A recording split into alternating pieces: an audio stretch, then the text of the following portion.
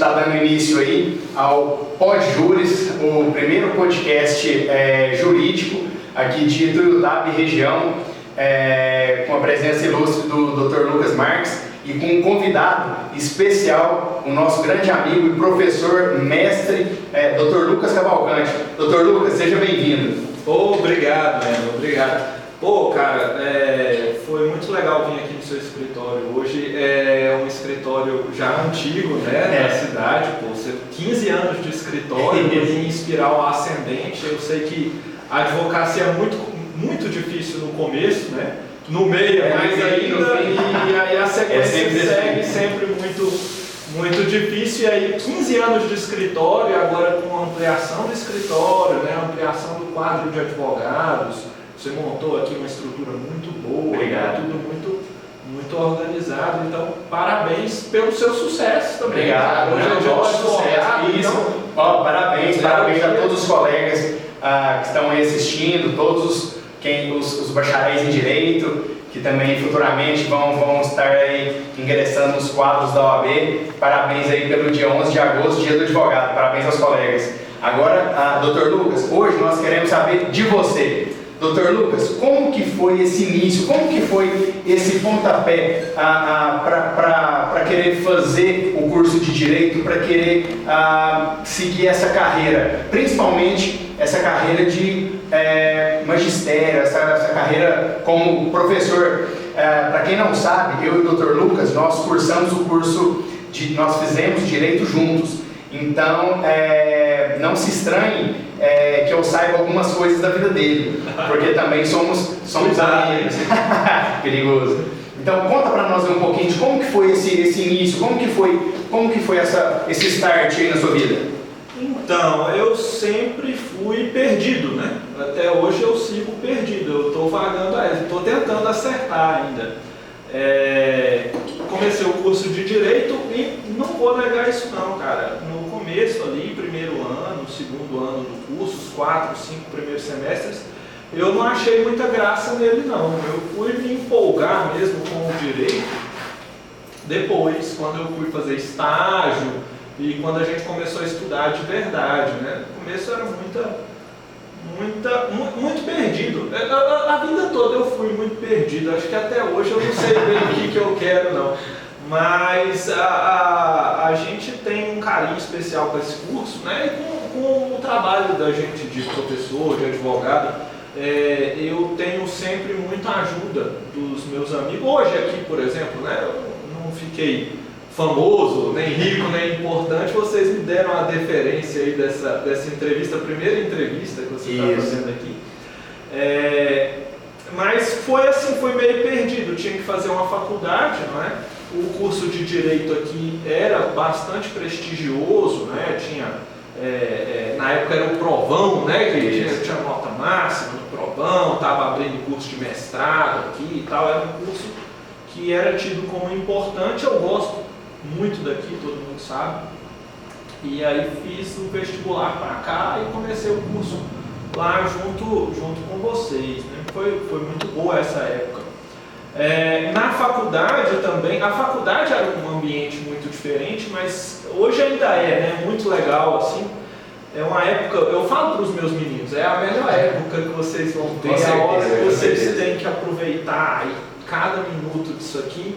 E eu acho que a gente aproveitou, né? Tudo que tinha para fazer ali, cara, a gente fez. Tinha muita coisa do centro acadêmico, né? Eu acredito que os meninos têm potencial para recuperar aquilo tudo que o centro acadêmico fazia naquela época. Acho que eu fui secretário e depois eu fui diretor cultural do centro acadêmico. Diretor cultural é foda, né? Mas olha o que rolava, cara, nessa época. A gente tinha, no mínimo, a gente tinha uma excursão para Belo Horizonte do pessoal da primeira metade do curso, que era organizada pelo centro acadêmico. Uma excursão para Brasília do pessoal da segunda metade do curso, que era organizada pelo centro acadêmico. A semana jurídica, que basicamente quem organizava a parte de logística toda era o centro acadêmico. A semana de penal, também, que quem organizava quase tudo era o centro acadêmico. A barraquinha do direito que tinha ali atrás da faculdade, depois na tenda, era o pessoal do CA que organizava. E o chiqueirinho da gente no parque de exposições também era o pessoal do CA que organizava. Então, no mínimo, a gente tinha aí todos esses... e a excursão para o ENED e a excursão para o EMED. Né? EMED, bons tempos para o EMED. Que Ituiutaba já chegou até a maior delegação em excursão do EMED nessa época, né? Então, o senhor, como diretor cultural, fazia o que nesses eventos? Cara, eu tocava o terror, mas a gente trabalhava muito, veja, mais de 10 eventos no mínimo por ano que o CA organizava, e os meninos estão saindo muito bem agora também. A tendência é, assim que passar essa crise, eles recuperarem não só no número de coisas boas para fazer e construtivas, né? Mas também na qualidade. Eu acho que a geração que está chegando aí vai ser boa demais também. Esperemos isso. Doutor Lucas, o senhor falou que um dos pontos que fez o senhor gostar da faculdade de Direito foi o estágio, né? Em quais órgãos o senhor fez o estágio, né, durante o período da faculdade? Escritório, foi órgão... Todos que deu, né? Acho que o primeiro estágio que eu fiz foi muito doido, que foi na delegacia, né? Qual que era... Aí que o moço foi pelo penal? Cara, foi assim, o primeiro critério foi muito bizarro, assim, o Wendel se lembra disso. Chegou um delegado lá na faculdade e procurou um professor que também era delegado, o doutor Divino. E aí o doutor Divino entrou na sala para dar aula e perguntou: quem aqui da turma que digita rápido? Aí eu levantei a mão, aí falou: não, amanhã passa lá na delegacia que você vai fazer um estágio voluntário lá com o doutor Ricardo, né? E aí esse estágio foi muito doido. Na época a delegacia era ali na 31, onde antes funcionava uma casa de encontro, Já ouvi falar assim. O ambiente já era pesado, tá? E aí nesse estágio, cara, foi muito legal. Eu fazia basicamente serviço de estagiário, digitava ordem de serviço, portaria. Esse doutor Ricardo é aquele, é o falecido? Faleceu. Mas aí ele era um cara muito legal, assim. Então a gente ele deu pra gente um curso de rapel com o pessoal do tiro de guerra, o sargento André. E vocês desceram ali naquele prédio que tinha ao lado do antigo ângulo? Descemos lá, pelo lado de fora, foi muito massa. E também ele era tão legal assim que a gente pagava plantão na delegacia, dia de sábado, quando ele tinha plantão. Na época era a época que tinha aqueles negócios de lan house para jogar, porque não dava para jogar online porque a internet era ruim. Então a gente se juntava nas lan house para jogar Quake, Counter Strike, esses negócios. E aí quando era o plantão dele, ia eu e mais 2 ou 3 estagiários, a gente ficava jogando Counter Strike nos computadores da delegacia até chegar um plantão, tinha pizza, era muita farra, cara, foi massa. Depois fiz todos, né, os estágios que eu pude. Eu fiz estágio no juizado especial na época que estava implantando o juizado especial em Ituiutaba. Carreguei muita caixa. Eu lembro que tinha um juiz muito dedicado no juizado. Eu me fui jogar no Quando eu fiz estágio lá no começo, não tinha juiz. Eles emprestavam juízes das varas cíveis para trabalhar no juizado especial. Aí fiz estágio com o Silvio, que era o escrivão, foi muito bom. Depois com o André um pouco, aí eu passei para a vara criminal um tempo. Trabalhei com a Michele lá. A Michele hoje é juíza, acho que no Paraná, Santa Catarina. No juizado especial criminal. No juizado especial criminal. Sim, ela era irmã. Não. Eu trabalhei na vara criminal mesmo. Foi. Fiz estágio em escritório de advocacia também. Fiz estágio na defensoria rápido. Fui monitor no núcleo de prática jurídica. Vocês dois não chegaram a fazer o estágio junto, não? Nós não tivemos essa oportunidade. Na época eu trabalhava... Você era funcionário público. Isso, eu trabalhava na prefeitura de Ituiutaba, já trabalhei na recepção de uma unidade mista de saúde. Sim, é interessante. interessante isso. Você sempre gostou de atender idoso, né? Então, às vezes, isso que fez aí eu me apaixonar pelo direito previdenciário.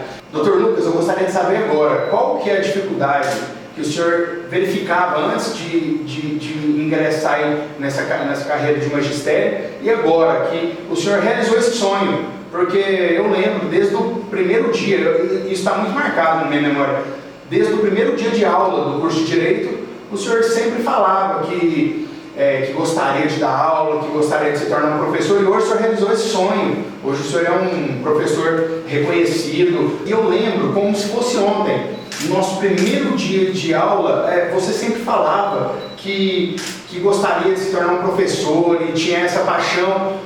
Eu gostaria de saber quais que eram as dificuldades que você enxergava e hoje aquela que realmente acontece. Qual que é a dificuldade hoje de um professor universitário, principalmente em estados do interior do Brasil? Fala mais um pouco aí pra gente sobre isso. Eu falei, e é verdade, eu sou um cara meio perdido no mundo, né? Mas, e hoje se usa isso como profissão, né? Esse negócio de mentoria, né? Que virou sinônimo de gente chata, né? Que fica dando palpite na vida dos outros, assim. Mas eu sempre tive sorte de encontrar bons mentores, mas mentores de verdade, assim. Sorte não, doutor, competência, o senhor sempre foi muito competente. Mas a virtude aí não é essa, é ter o coração aberto para enxergar os sinais ali, das coisas que estão dando certo, né? O que acontece? Quando eu me formei, o projeto inicial era a advocacia mesmo, né? E eu já vou falar sobre isso também. Mas o projeto inicial era a advocacia mesmo. E eu dei muita sorte também nesse começo, porque tinha um escritório aqui que era importante, onde trabalhavam 2 professores. Veja como esse negócio de você ir buscar quem te inspira e seguir mesmo os passos dessas pessoas e confiar, às vezes, nelas vale muito e para mim sempre valeu muito. Que era o Dr. Emerson e o Dr. Alessandro, que tinha um escritório grande aqui.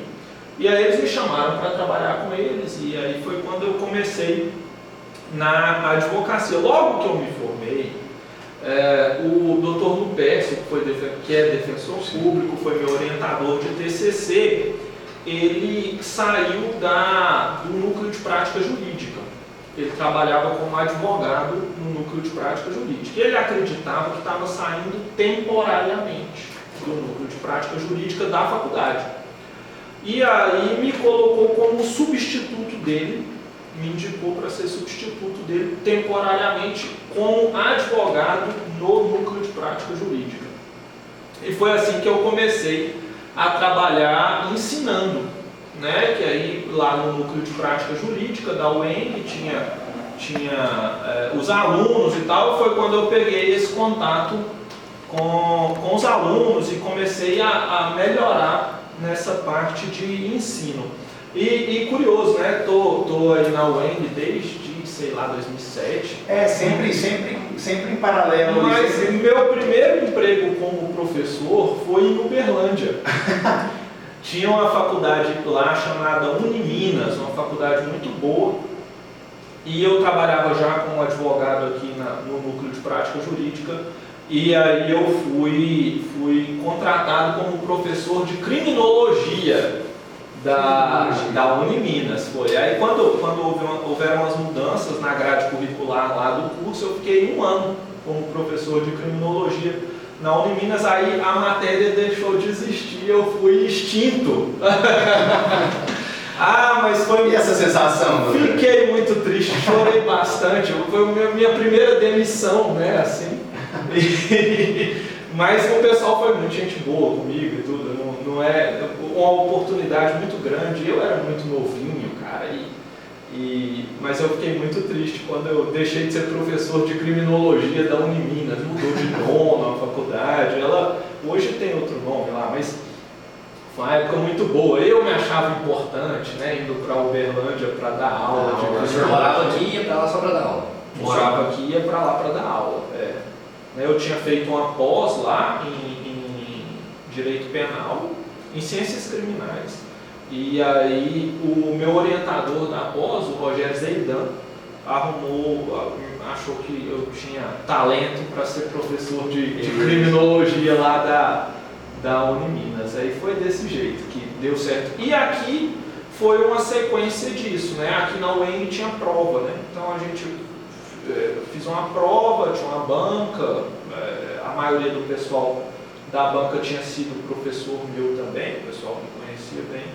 Foi quando eu comecei a dar aula aqui também, de direito penal também. Né? Agora, na advocacia, também foi tudo muito por acaso, assim, muito doido. No escritório eu trabalhava mais no civil, né? Era um escritório de direito civil. Né? Eu comecei no escritório, o Emerson... O senhor começou naquele escritório da 20 com 17? Isso, em frente ao fórum, onde hoje onde hoje já foi a Defensoria Pública. Ah, sim, me lembro. Foi o primeiro escritório que eu fui trabalhar depois de formado, né? Antes disso eu tinha trabalhado em outro escritório, com o Dr. Walterson e o Alisson. Sim. Aí, beleza, nesse escritório eu trabalhava no civil, mas a juíza da vara criminal daqui tinha sido minha professora, né? E o assessor que trabalhava com ela também gostava de mim, eu tinha feito estágio com eles. E aí eles começaram a me nomear, ela começou a me nomear para uma série de júris. Eu lembro que a primeira vez que ela fez isso, eu fiquei com medo, fui lá pedir para ela me desnomear. Aí eu falei, não doutor, eu não vou dar conta disso não, nunca fiz um júri na minha vida não, pode vir que vai ser fácil. Realmente foi um júri mais fácil, né? Daqueles que o promotor, o Ministério Público pede absolvição, foi mais tranquilo, mas aí fui muito nomeado para processos na área penal aqui no começo, dei muita sorte, assim. E trabalhava bastante na área criminal também, apesar do escritório ser mais focado aí pro civil, né? E foi assim o começo, fazia muito serviço de delegacia, também o povo fala que advogado de porta de cadeia, advoguei demais de porta de cadeia, e tá, faz parte isso daí, né? Começo de carreira é muito difícil.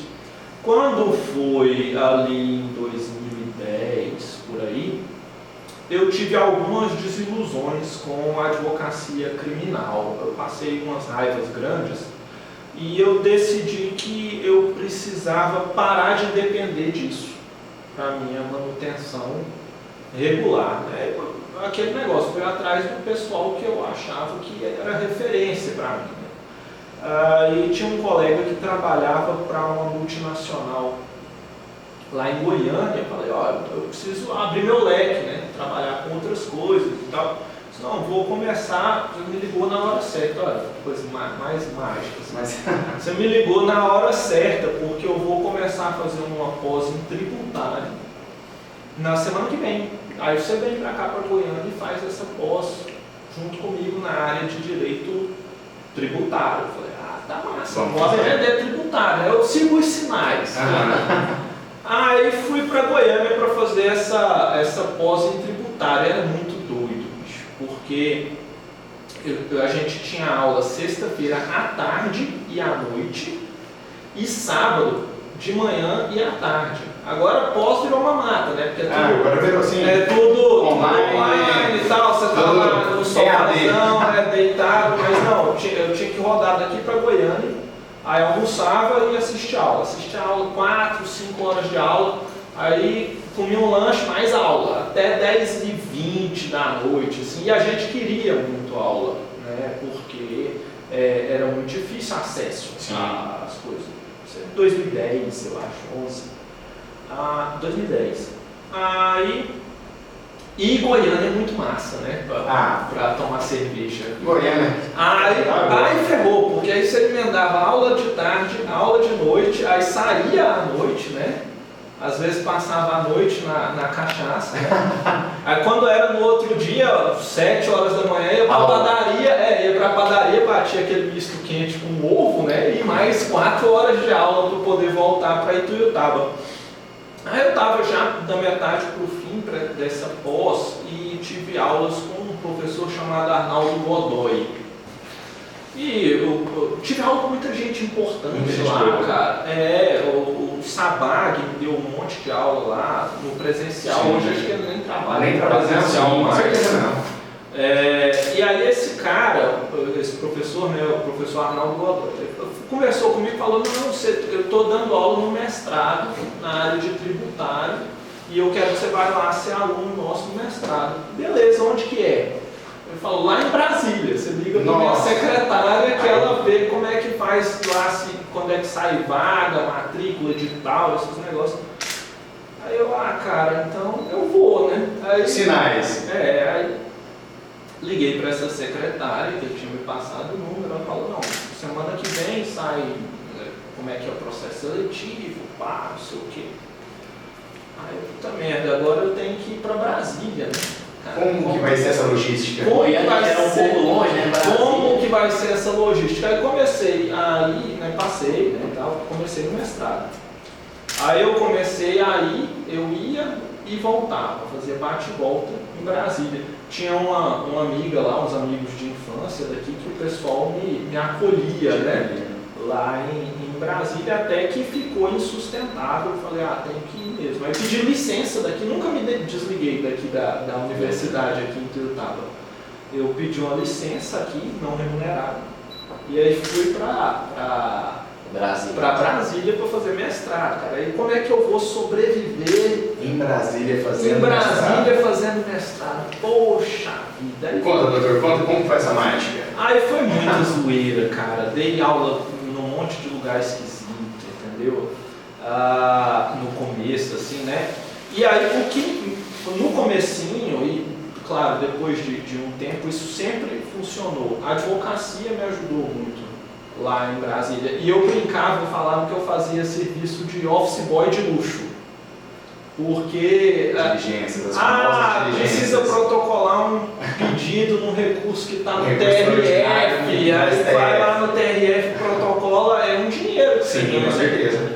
Precisa conversar com o assessor do desembargador fulano de tal. Eu ia lá, muita gente daqui que eu conhecia, muito amigo meu mesmo daqui, da região, o pessoal que estudou comigo, que foi meu aluno e tal, tinha recurso em Brasília, tinha processo em Brasília, me contratava para fazer esses serviços de, sei lá, tirar xerox de processo, protocolar petição e conversar com alguém que precisasse conversar. Fiz algumas sustentações orais bem importantes, assim, mas era esse serviço de office boy paternal. Porque afinal, o principal motivo de estar lá em Brasília era o mestrado. Era. Aí comecei a dar aula numa faculdade lá chamada IESB.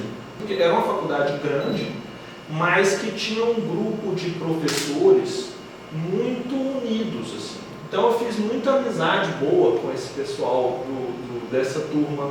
Assim, acho que ninguém continua trabalhando lá da mesma época, porque já passou muitos anos, né? Mas eu tenho uns amigos até hoje, assim, gente que eu confio e que é querida, que mora no meu coração.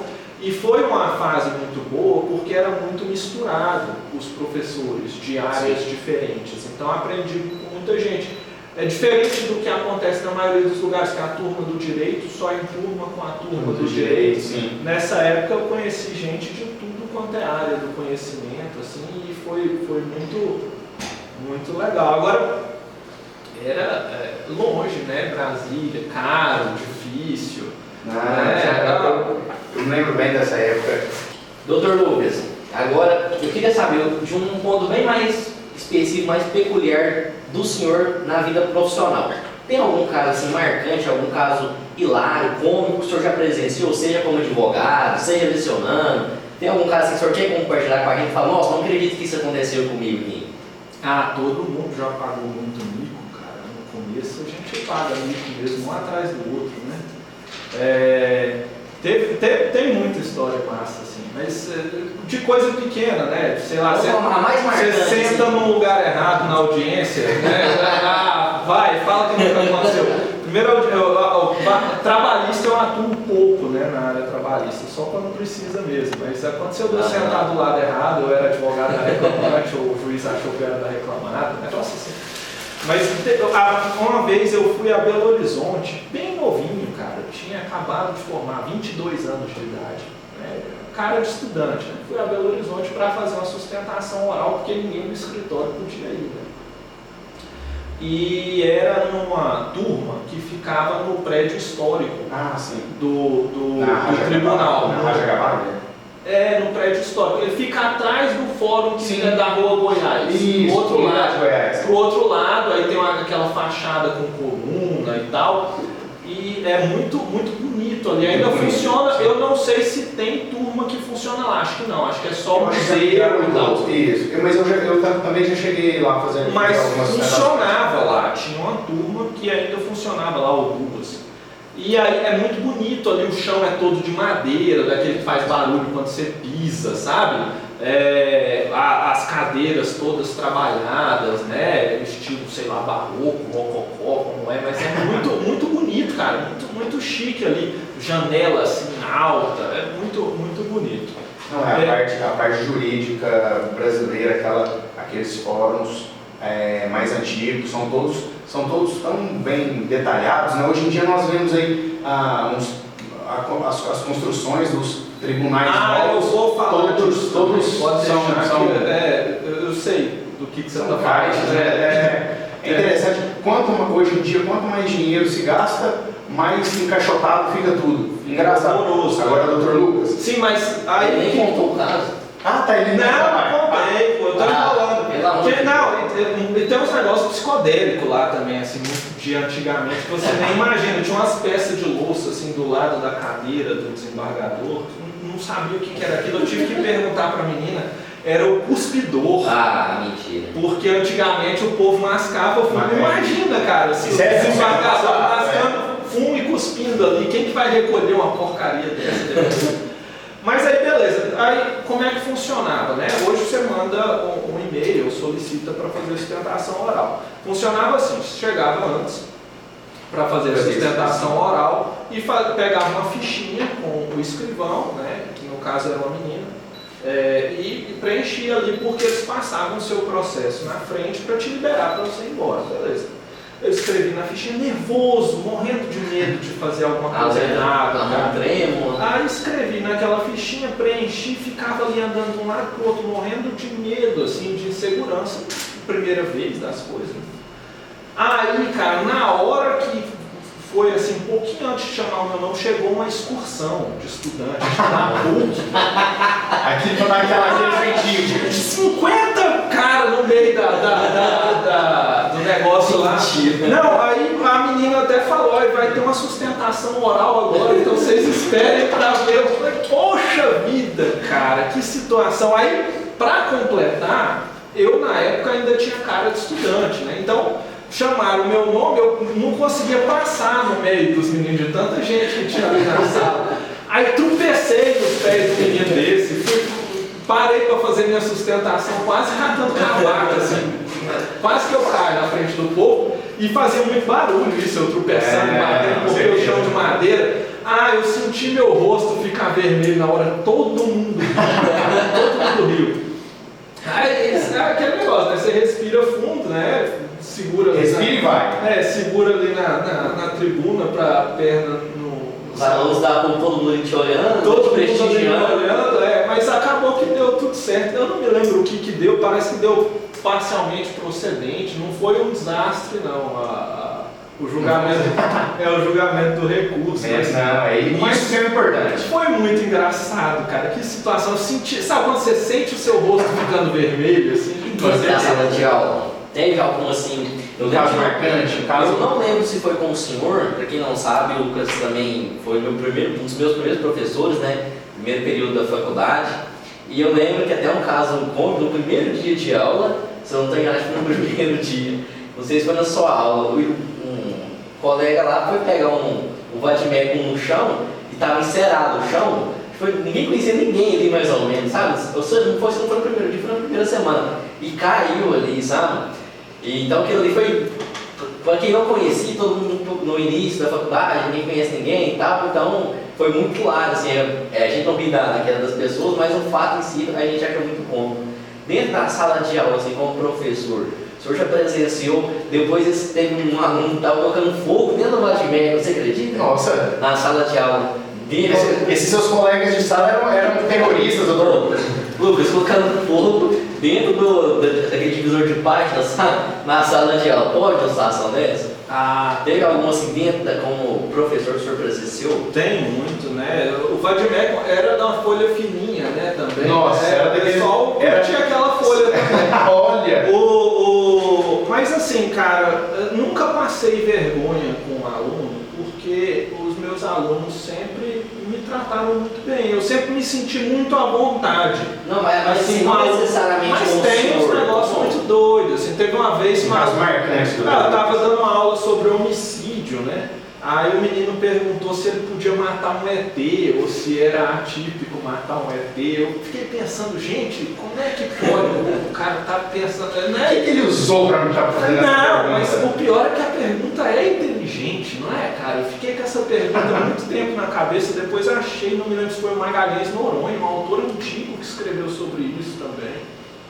Então é uma pergunta inteligente, mas muito doida. Inteligente dependendo do narcótico usado. Também teve o meu retorno para cá, para Ituiutaba, também foi bem interessante. O falecido marido da professora Nicolina, teve mais gente também, os professores aqui, mas o falecido marido da professora Nicolina, o Cláudio, foi meu orientando de TCC. Eu estava de licença, estava lá em Brasília, isso foi em 2014. Aí ele mandou me procurar para avisar que ia estadualizar mesmo. Eu liguei para um amigo daqui também, o Said. Falei, ué, como é que é? Vai ter estadualização? Não vai? Isso vai funcionar? Ele disse, não, parece que vai, mas não sei. Eu falei, não, então é a hora de eu voltar para Ituiutaba, né? Uma oportunidade boa de eu voltar para Ituiutaba. Foi quando eu vim com certeza. de Brasília para cá. Aí aconteceu. Eu voltei, acho que em junho, a trabalhar aqui. Quando foi em outubro, ocorreu a estadualização da unidade de Ituiutaba da UENG. E aí também tenho esse prestígio, né? Fui o primeiro coordenador do curso de Direito, muito importante, de Ituiutaba da UENG estadualizada, né? Então foi uma época muito difícil, porque toda essa adaptação administrativa foi complicada, mas a gente conseguiu fazer bastante coisa legal. Com certeza, não, doutor, é incrível. O tanto que as pessoas falam bem do seu trabalho, falam bem da sua pessoa e te querem muito bem. Agora, dentro aí desse tema que o senhor agora abordou, da coordenação, das aulas, nessa quase uma década aí dando aulas dentro aí do magistério, dessa carreira brilhante, quais que são hoje os maiores desafios que o senhor vê, que o senhor verifica aí para ensinar aquele aluno de 10 anos atrás e aquele aluno de hoje? Quais que são os desafios? Os meninos, em geral, os alunos, eles têm mais estudo, mais informação. O acesso à informação, ele ficou muito facilitado em tudo. Até cursinho, cara. Cursinho era uma coisa cara e difícil, né? Hoje você tem cursinho. EAD. Não, mas tem a virtualização ajudou muito. É um negócio. A geração Z, né, doutor? Geração mais informatizada. É uma turma, não sei se dá para dizer que é mais inteligente, mas é quase isso, tá certo? É um pessoal mais informado, mais descolado, assim, que consegue aprender mais fácil e consegue aprender mais, assim. Agora com o ensino remoto também, eu nunca fui amigo de computador, né? Então agora foi um parto. Necessário. Foi um parto para mim aí me adaptar ao ensino remoto. Acho que eu estou saindo bem, apesar de todo o trabalho, né? E aí tem as coisas boas e ruins disso. O ensino remoto, né, que a gente está vivendo agora, mas vai passar também, vai voltar para o presencial. Eu tenho uma impressão engraçada dele, assim, que ele é muito eficiente em termos de conteúdo. Melhor do que o presencial, bastante. Mas não é só conteúdo uma universidade, né? É muito o que muda no seu jeito de falar, no seu jeito de pensar, no seu jeito de achar as coisas. Eu não sei. O remoto que o presencial? Não, o que eu estou dizendo é que no remoto eu consigo trabalhar mais conteúdo, com mais profundidade em menos tempo. Ué, qual que é a diferença? Não sei explicar. Eu acho que é um pouco por causa da diminuição da interatividade com os alunos, né? Por conta de, eu não sei, eu tenho menos feedback ali de voltar, não sei explicar, mas sim, eu tenho essa certeza de que o ensino remoto ele é mais eficiente no sentido de conteúdo por tempo. Eu tenho certeza que é. Né? Agora, se o aproveitamento é bom ou é ruim, eu acho que é até bom porque essa turma já vem habituada a aprender. Sim, com certeza.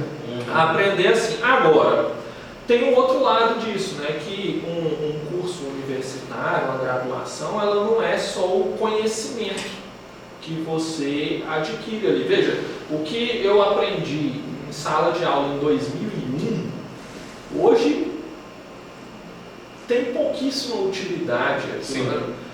Nem o Código Civil era de 1919. Então era muito diferente. Tinha um grande professor nosso que ele dava aula em slides de código. Transparência, cara. Então assim, era outra. Mas assim, aí então, quer dizer, se o conteúdo que eu aprendi em 2001 hoje ele não serve, o que eu aprendi em 2001 que serve? E tem coisa que serve. Sim, com certeza. Né? Tem a convivência com os professores, a hora do café ali com o seu colega, até o seu jeito de falar, de reagir, diante das situações, ele muda durante uma graduação. A pessoa, quando entra lá no primeiro período e quando ela sai no 10º, ela é diferente. Então, eu não sei até que ponto isso fica prejudicado, entendeu? Essa passagem aí.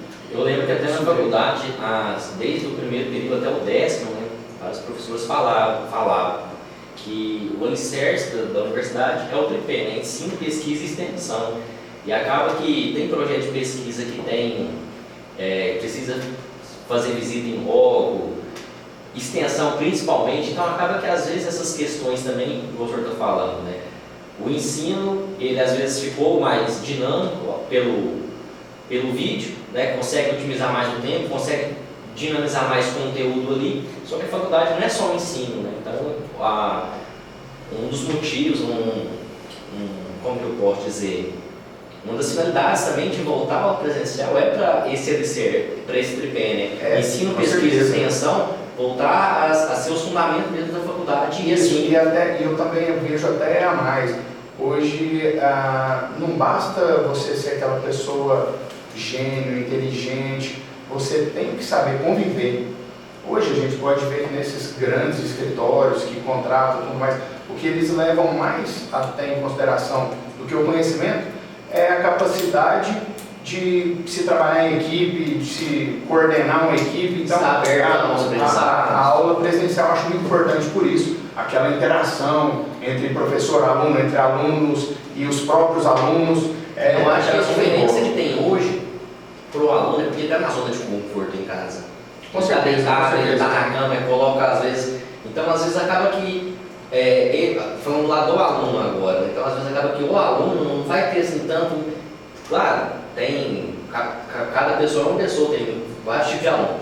Mas tem às vezes aquele que vai lá na zona de conforto, fica em casa. Se ele estivesse na aula, às vezes ali levantado, ser obrigado aí, tá ali prestando mais atenção, tinha perguntas ali. Por estar em casa, deitado na cama, acaba que só coloca o áudio lá e já presencia, aperta lá para presente, né, na lista de chamada. Então às vezes acaba que isso pode ser um fator que faz com que o professor. É até uma pergunta que eu faço: os alunos interagem da mesma forma do que no presencial? Ou no EAD é menos? Menos, né? Então, às vezes um dos motivos tá na zona de conforto. Com certeza. Não sei. Aquele projeto nosso de pesquisa mesmo, que eu fui orientador do Lucas, de iniciação científica, né? Projeto. E foi um projeto muito importante, cara. Como é que era o projeto? Veja se isso teria aconteceria hoje? Eu acho que não, da mesma forma, ou talvez até acontecesse de um jeito mais fácil. Realmente eu não sei as coisas. Mas qual que era o problema? Precisava implementar o plano municipal. Implementar, não, criar mesmo o plano municipal de atendimento socioeducativo para aqueles adolescentes em conflito com a lei. E, a rigor, adolescente que comete fato parecido com crime. E aí precisava de um levantamento estatístico. Veja, a gente pegou, isso foi em 2015, eu acho. 2015. A gente pegou 2 anos, todos os processos de infância de Ituiutaba, para os meninos, o Lucas, mais alguns outros alunos, levantarem todos os dados estatísticos do município de Ituiutaba daqueles 2 anos. Dentre esses dados estavam então, idades, eu fiz carga desse processo no meu nome, na minha AD. A encher a caminhonete, a carroceria da caminhonete de processo, leva aquilo para a faculdade, aí abre uma sala só para isso, coloquei lá, eram 5 estudantes, eu acho, o Lucas mais 4, não tenho certeza. Era de 4 a 5. Ou 4, É muito trancava esses meninos dentro daquela sala e falava, vocês têm que preencher isso daqui e tal. E foi uma pesquisa importante porque ela serviu de base para o plano municipal de atendimento socioeducativo, que era até uma pesquisa que a gente tinha que refazer para saber como é que está sendo o resultado disso. Alguém precisava refazer. Essa pesquisa desenvolvemos outra, mas, né? Um e-mail aberto, outro foi e-mail fechado. Teve estudo de caso, teve tudo. E assim, isso também eu não sei explicar, porque eu peguei esses meninos meio que no laço para fazer esse trabalho. Então, a advocacia sempre foi importante na minha vida, cara. Eu sigo advogando, né? Continuo gostando da área penal, né? Trabalho sempre com o direito criminal. Agora, os meus processos estão mais na Justiça Federal. E outras áreas, agora o direito público se abriu para mim também, como tributário, né? Então, a advocacia tributária tem sido muito legal. Eu faço júri, sempre acho que vai ser útil, sempre acho que vai ser útil, e sempre aparece mais um. Fiz um agora em fevereiro de 2019, um pouquinho antes de começar a fechar as coisas, lá em Goiás, cara. Goiás, doutor, como foi a experiência? Não sabia como é que ia ser, mas fui muito bem recebido lá. E aí o acusado era um cantor sertanejo. Goiás era muito sensacional com o negócio de sertanejo. O acusado era um cantor sertanejo, uma dupla sertaneja. E o promotor era filho de um cantor sertanejo também. Tava tudo em versos e prosas. Tudo em versos e prosas. Aí o filho do promotor não gostou da música do cantor. Não, e aí esse promotor, eu fui muito bem recebido lá, o pessoal foi muito legal comigo. Esse promotor, foi engraçado isso, porque aí a gente conversou isso depois, né? Mas esse promotor, ele abriu o júri em verso, naquele estilo de abertura de rodeio. Sim. Eu não sei se tem um nome próprio para esse tipo de verso, assim, quando o cara vai abrir um rodeio, não tem aquele tipo próprio de discurso de abrir rodeio. Assim. É engraçado. Gente, é muito Goiás isso aqui, não é? E foi legal, e São Simão. Né? E, enfim, sou conselheiro da OAB, né? Sempre estou ali junto com o pessoal da 44ª, né? E o pessoal me prestigia muito aqui também. Então, a gente está aí junto da advocacia. A gente tá na veia. Não abandona, não tem jeito, né? Agora com a atividade de professor, né, fica difícil você ter um escritório físico, não compensa. Nesse caso, eu estou com aí acho que 4 turmas na UFO e 5 turmas na UENG. Então, você pega aí 11 turmas, cara. Não dá para você se dedicar tanto à advocacia, mas eu gosto muito, é um lugar que eu me sinto feliz também. E espero nunca perder esse contato com a advocacia prática, militante. Com certeza, o senhor tá com isso na veia. Agora, doutor Lucas, para a gente dar um conselho, para a gente dar uma orientação para aquela pessoa que tá está pensando em ingressar no curso de Direito, seguir essa carreira, é porque o curso de Direito ele abre um leque muito grande, né? Você pode advogar, tem vários concursos, tem vários segmentos aí que você pode fazer. Qual que é o conselho que o senhor dá hoje para aquelas pessoas que querem ingressar nesse meio jurídico? Bom, eu comecei, né, na faculdade, não tinha alguém assim da família para me orientar na profissão. Acho que eu sou o primeiro, um dos primeiros advogados da minha família. Eu, enfim, fiz tudo que dava para fazer na faculdade, né, no centro acadêmico, pesquisa, estágio, monitoria, tudo que me deixaram, eu aproveitei. E escutei muito os meus professores, né? Como eu disse no começo, eu acho que eu não sou nenhum grande exemplo de qualquer coisa. Não, doutor. Mas eu estou feliz, cara. E eu acho que no começo o que me ajudou muito, tanto durante a graduação, durante todos os estudos, assim, e no começo profissional mesmo, foi essa ajuda assim, de gente em que eu me espelhava, né? Em que eu admirava, e esse pessoal me ajudou de verdade. Então a dica aí é: comece. Não deixe para amanhã que você pode começar hoje. Tudo começa com aquele pequeno passo. Então, Dr. Lucas, com isso, nós ficamos por aqui hoje no nosso primeiro episódio aí do Pod Júris. É uma honra começar aí com você, Dr. Lucas, um amigo pessoal, alguém que é uma inspiração para pessoas que estão começando. É uma honra tê-lo aqui conosco. Dr. Lucas. Eu fico muito feliz de fazer parte aqui da equipe do Dr. Wendel, do escritório, iniciando agora esse projeto, né? Deus queira que vai seguir tudo da melhor forma possível. Hoje aqui nos prestigiando com a primeira palestra, com a primeira entrevista, meu amigo, professor, Dr. Lucas. É um prazer contar com o senhor aqui, tá? Ficamos muito felizes com essa conversa que já nós tivemos, conhecer um pouco mais da vida íntima, né, do Lucas, atrás aí da armadura, né, da vestimenta de advogado, né? Fico muito feliz mesmo. Passo a palavra agora para o senhor, para fazer as considerações, caso queira fazer algum comentário, algum assunto que nós não perguntamos, fique à vontade. Não só agradecer a oportunidade, enfim, prestígio muito grande, não é? E dar os parabéns aí para vocês pela iniciativa, né, desse vídeo aí, dessas entrevistas. Eu espero que tenham muito sucesso. Acho que, eu não sei se tem mais alguém fazendo isso por aqui, mas eu acho que não tem, então meus parabéns por isso. Parabéns pelo escritório ampliado, né, agora.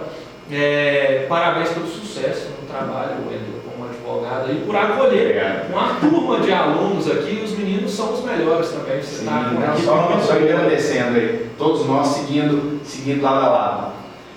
E fique ligado para as próximas entrevistas aí, que vai ter muita coisa boa. Um grande abraço para você que ficou até agora nos assistindo. Grande abraço. Um abraço.